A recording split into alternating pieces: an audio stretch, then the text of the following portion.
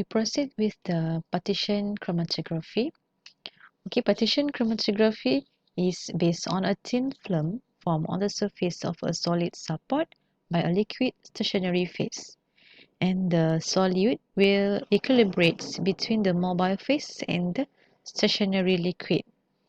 Okay, in partition chromatography, this form of chromatography is based on the formation of the thin film. Okay, we can see that in the figure here, the thin film form on the surface of the stationary phase. Alright, so the red one is the solutes, and also the green one is the solute that want to separate. So the red solute ataupun the red compound is attracted more to the stationary phase, and hence it will eluted last compared to the green compound or green material. The stationary phase immobilize the liquid surface layer, means that the stationary phase hold the liquid surface layer. Okay, it's static, and which become stationary phase, and the mobile phase will passes over the coated adsorbent, and depending upon the relative solubility in the coated liquid, separation will occurs. The component which has less solubility toward the stationary phase, it will eluted first, just like in the diagram for the green compound. And the component of sample mixture appear separated because of the difference in their partition coefficient.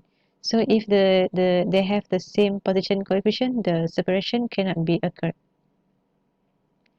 Okay, we continue the slide. Alright, the details explanation is the separation in partition chromatography is due to the difference in the solubility of components in two immiscible liquid. The stationary phase is a liquid thin film on an inert solid support, and the stationary phase is usually more polar than the mobile phase. So in adsorption partition chromatography, the stationary phase is in polar form. If you learn about HPLC, which is high performance chromatography in chapter 2, we can have two conditions for stationary phase, whether it can be polar or non-polar. Okay, for this chapter, so the stationary phase must always polar than the mobile phase. Okay, cellulose powder and the wetted silica gels are example of support in partition chromatography that carry film of water act as a stationary phase. The diagram here show the finished chromatogram exhibit separated zones similar to those seen in adsorbent column. We can see that the yellow compound eluted first from the column, and it left the blue compound which eluted last from the column. We proceed with ion exchange chromatography. So in this type of chromatography, the use of a resin. Okay, resin is the stationary solid phase. It's used to covalently attach an ion. An ion has a negatively charged or cation. So the cation consists of positively charged onto it. So the compound, whether an ion or cation. Solute ion of the opposite charge in the mobile phase are attracted to the resin by electrostatic forces.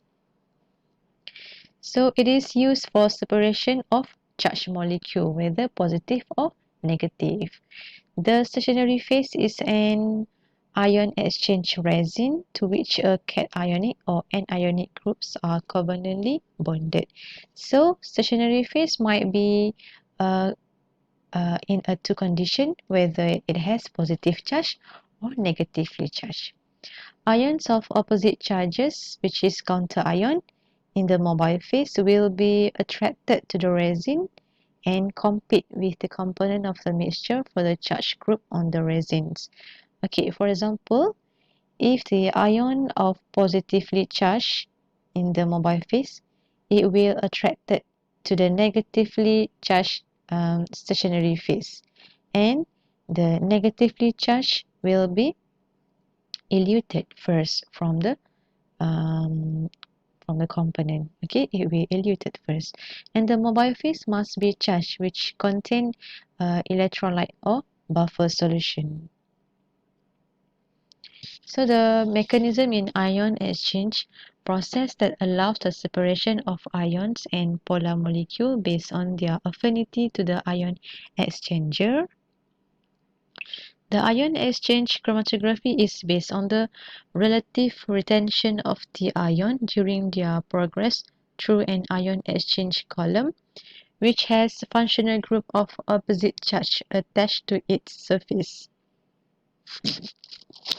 The stronger the charge on the ion, the greater is the retention time in the column. Means that if the charge on the ion is strong, which means that, let's say, if the charge is positively charged, okay, the compound is the positively charged, and the stationary phase also have a negatively charged. All right, so the retention time is longer. Okay, the component spend time in the stationary phase more longer. Okay, so the negatively charged will be eluted first, and the ion chromatography is used to separate organic or inorganic charged substances, and the stationary phase used are based on typical exchange resin. Okay, basically the ion exchange resin are typically produced as small bits fabricated from a polymeric material.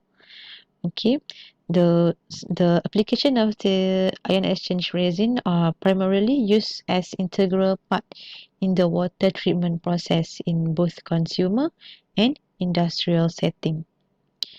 So resin that can also be used to purify water by replacing metals such as copper, cadmium, and lead with binary sodium or potassium molecule. Okay.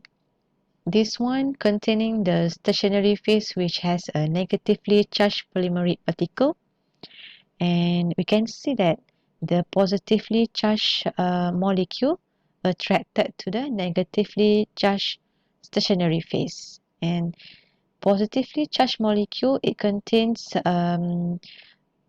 it also known as the eluents. Okay, it contains positively charged molecule, and the negatively charged molecule will eluted out from the compound. Okay, we can see that the negatively charged molecule proteins will eluted out first.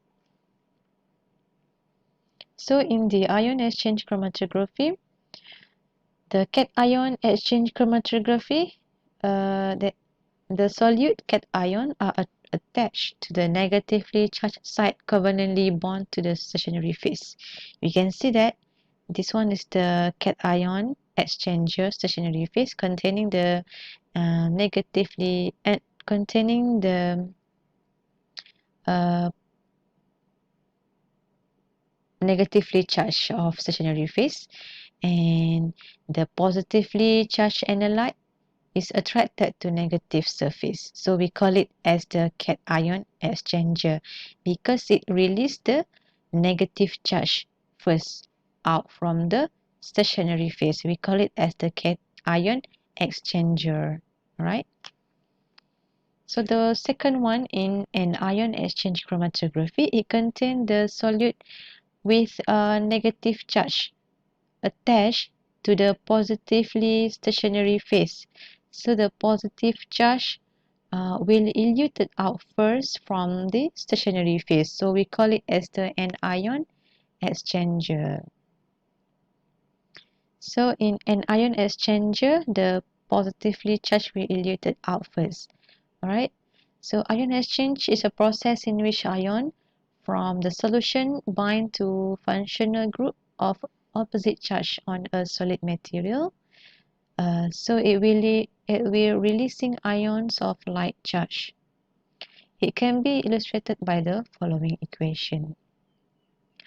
Alright, so the more highly charged molecules, the more tightly bound to the resin. Means that the different charge will attract more tightly. So it will travel slowly and eluted later. While the less charged molecule means that if the solute is negative and the stationary phase is positive, so the positive will be travel rapidly and it will eluted sooner. We look at the next chromatography, which is gel permission chromatography. It also known as size exclusion chromatography or SEC. So we use GPC to determine the molecular weight distribution of a polymer. GPC separate molecules in solution by their effective size in solution, which is the effective size is closely related to molecular weight. So it detects the resin molecule of such as polymer, oligomer, monomer, additive used in the compound, and even low-level impurities. For preparing the sample for GPC, the resin is first dissolved in an appropriate solvent so that the sample must be in a liquid condition. If your sample is in solid, you need to dissolve first the sample using the solvent. It used the specific solvent and also it used the HPLC, GPC grade solvent, right? So inside the GPC, the dissolved resin is injected into a continually flowing stream or solvent called mobile phase. And the mobile phase will flow through millions of highly porous rigid particles called as a stationary phase, which is tightly packed together in a column.